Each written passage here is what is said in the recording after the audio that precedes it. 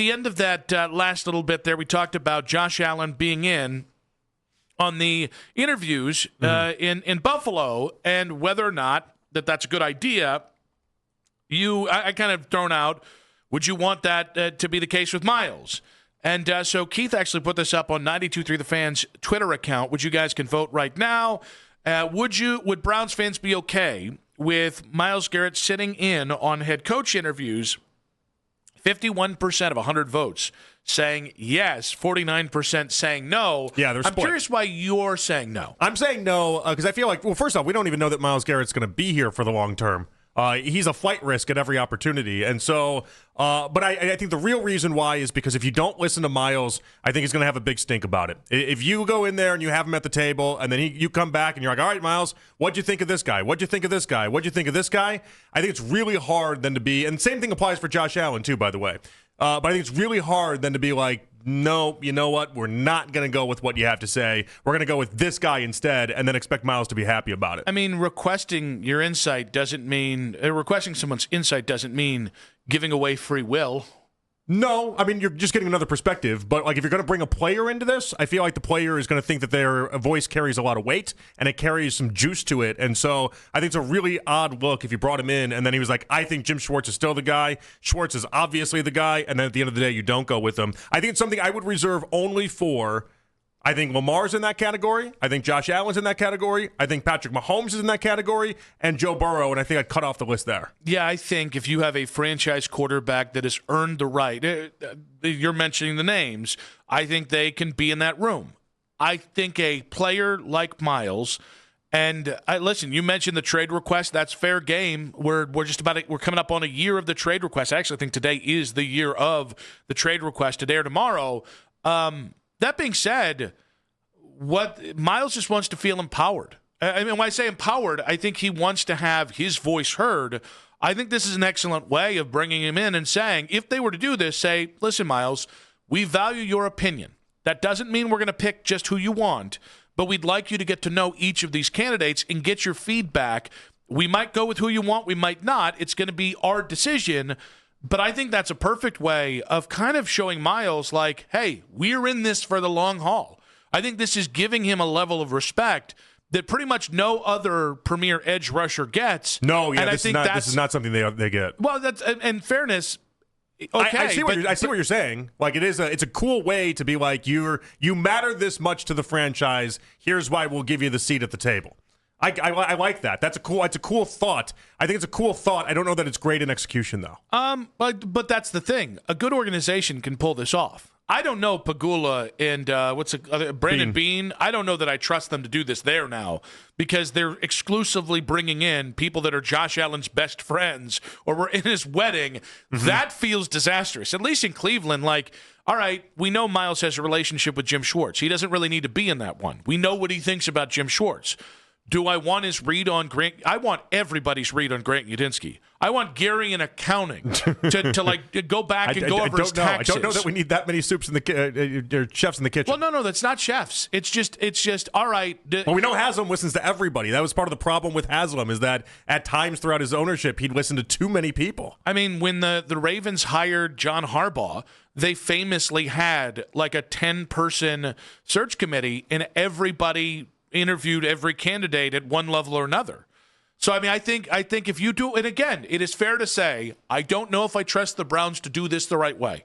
Totally fair rebuttal. I don't really have a counter rebuttal. I'm thinking about it. Like, I'm trying to think which defensive players I would have given this to in the past, and so you have to have a great, stable team. Like, would I have trusted Aaron Donald with the Rams in order for them to be like, all right, Sean McVay's there, Les Snead is there, but like you get to be at the table? Do I feel like they could have pulled that off? Yes, probably. Do I feel like J.J. Watt and the Texans runs, could they have pulled that off? Probably not. They weren't nearly capable enough of being able to let J.J. sit in those meetings and then let that actually go through. So I think it depends on when this hypothetical idea would happen. Myles is going on year 9, year 10 in the NFL? Myles has been consistently healthy, consistently productive. He's going on, a second potential Defensive Player of the Year award. Mm-hmm. Like, Myles has been gypped in a lot of different ways in his experience because he's played for the Cleveland Browns. I think this is a special way of showing him what he means to this organization. And again, trying to rebuild this relationship. He did a great job for me. I was like, screw this guy. After the trade request, it wasn't the trade request that lost me with Myles. It was bailing on the trade request, which you said was about winning before free agency even happened. So you really weren't that committed to it, all in the name of getting $40 million, which you were getting anywhere, right? And it took a while for me to come off that because I was like, all right, maybe you're just a sign of the dysfunction. And then Myles went out there and won. He did have, statistically, from a sack perspective, his best year ever and broke the record. It's not about that, though. He actually comported himself really, really well and not as unevenly from a leadership perspective as he had. I mean, remember how wonky last year was? Well, and I thought a lot of that was because he had the sack record to pay attention to. Oh, I'm not. Like it kind of distracted him from everything else in a very positive way. That's not a bad counterpoint here. But it's like, you don't have a franchise quarterback, and Myles Garrett and Joe Thomas are two guys who have meant the most to this organization, been their most prolific players. I know Joe and Myles are held in different light. Joe and Nick are probably held in more similar light from fans, but I think Myles has earned it. I think Myles still being here, even though he's making $40 million to do it, I think Myles has earned it, and you just never know. You just never know, like, what person's going to have the perspective that maybe you lack, and so the Haslam part of this makes me nervous, but Andrew Berry, hearing a player perspective on each one of these young coaches.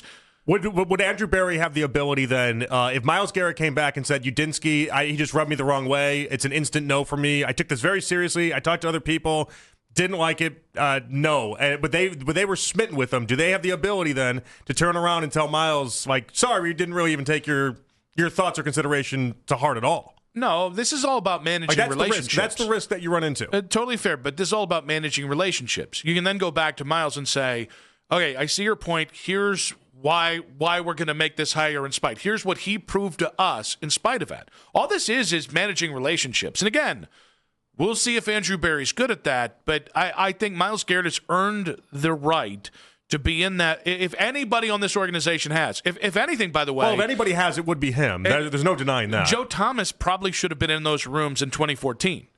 Like, Joe Thomas has a great perspective on things as somebody who knows people. I think that might have been the biggest flaw with the many hiring things before this, since you didn't have Joe in those rooms. Well, it's interesting to me across the NFL who's letting these guys in and who isn't at this point. I told you about Jackson Dart and that 2-hour meeting he had with Harbaugh. Now, that's ridiculous. Jackson Dart, after 1 year, is getting invited into these meetings. And by the way, I noticed Harbaugh is speaking in a way that he never spoke about Lamar in speaking about Jackson Dart. So if he's taking a page from Jim's book, we're talking about the quarterbacks, you have to speak as if they're the greatest things you've ever seen. But this is part of this. This is I think a new part of today's NFL is bringing a lot of the players into the mix. I don't know that I bring a defensive player into it, even if Myles would be the best candidate that the Browns would have. I don't know that I trust them to pull it off. I think when it comes to the defensive side of the ball, a great player is a great player. Myles is a future Hall of Famer. And Myles, listen, I don't think it's lost on the Browns that one of the guys he's been most passionate about in this coaching search, in any coaching search, is Jim Schwartz, because we know the relationship he had with Joe Woods. I can't recall the Steve Wilkes thing. I can't recall the Greg Williams thing, but it was so bad with Joe Woods, and Myles was not afraid to call it like he saw it with that. Right. And so, like, you can tell, like, he has strong opinions about this. And by the way, I know, but Joe Woods has had no success as a defensive coordinator since he left the Browns.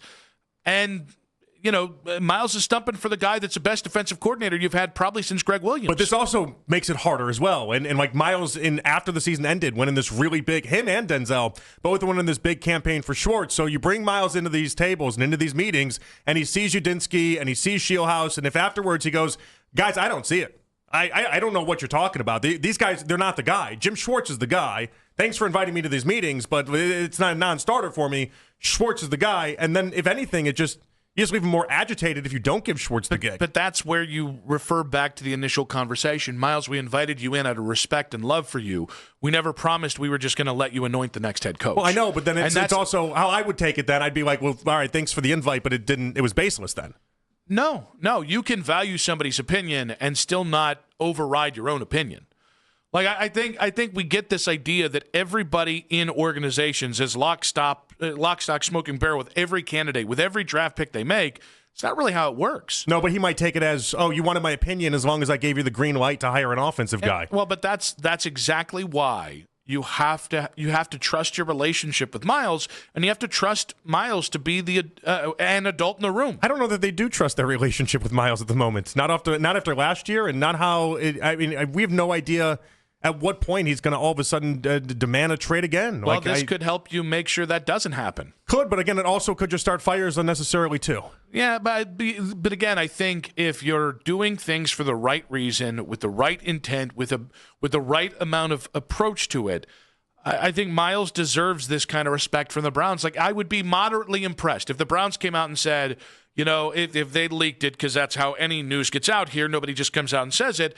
Yeah, Myles was part of our process. We let him in on a couple interviews, and we wanted his opinion. I would look at that and go, oh, you didn't just say, it's all on us. We got to figure this out all by ourselves. And I would assume that you've done things in a way that actually is how I think good organizations run. Do you think Ray Lewis didn't have some say in Baltimore? They can give some feedback on coaches. It's interesting. Think of the truly elite players in history. I don't know that Ray Lewis was in on any of the even if they weren't in on meetings. the meetings, they weren't consulted about it. Like, hey, have you heard anything about this? This has always been very interesting to me in general, right? Like LeBron, for instance, one of the big pieces that just came out a couple days ago with that Lakers piece was how the Lakers didn't hire Ty Lue when he wanted Ty Lue. That was a big point of contention with them. There's a reason why I think they went around and hired J.J. Redick. It's always interesting to me what superstar gets what, when they get it, and how much empowerment you do give them. Some things there are just an obvious line that has to be drawn because you can't give them everything under the sun. But then there is also that extension of we have to give you something. We have to make you feel as much of a part of the organization as we think you are, as we perceive you to be.